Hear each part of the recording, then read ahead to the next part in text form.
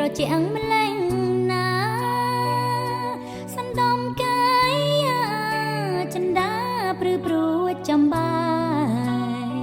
ខ្ទមស្រែសំងាត់ទីឋានស្ងប់ស្ងាត់អង្គុយម្នាក់ឯងបានខ្យល់លំថ្នមប្រឡាយអង្គចំបាយស្បើយក្នុងអរ៉ាយល់ស្នេហ៍មានភ័ព្វសំណប់បានសិទ្ធសេរី